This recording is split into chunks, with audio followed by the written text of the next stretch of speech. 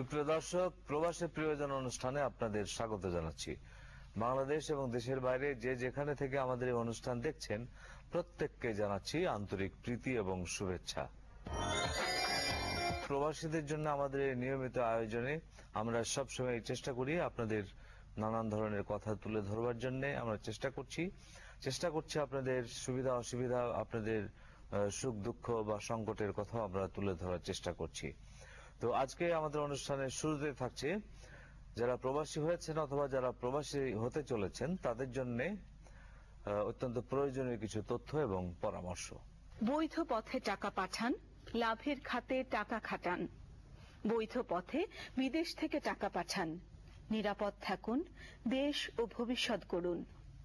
Recruiting এজেন্সিকে সরকার নির্ধারিত পরিমাণের বেশি অর্থ প্রদান করবেন না। চাকরি সংক্রান্ত সমস্যা হলে তাৎক্ষণিকভাবে সে দেশে অবস্থিত বাংলাদেশ দূতাবাসকে অবহিত করুন।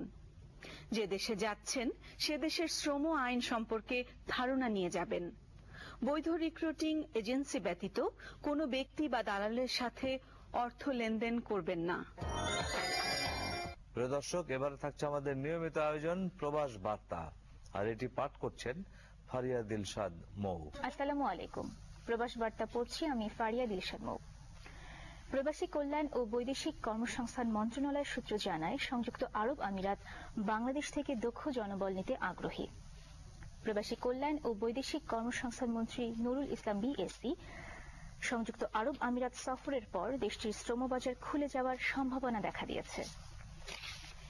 প্রবাসী কল্যাণ ও বৈদেশিক কর্মসংস্থান মন্ত্রী জানান, দেশটির মানব সম্পদ ও এমিরেটাইজেশন মন্ত্রী সাকর গোবাস সাইদ গোবাসের সঙ্গে দ্বিপাক্ষিক বৈঠকে বাংলাদেশ থেকে অধিক সংখ্যক কর্মী নেওয়া ও কর্মীদের সুযোগ সুবিধা বাড়ানোর বিষয়ে বিস্তারিত আলোচনা হয়েছে। বৈঠকে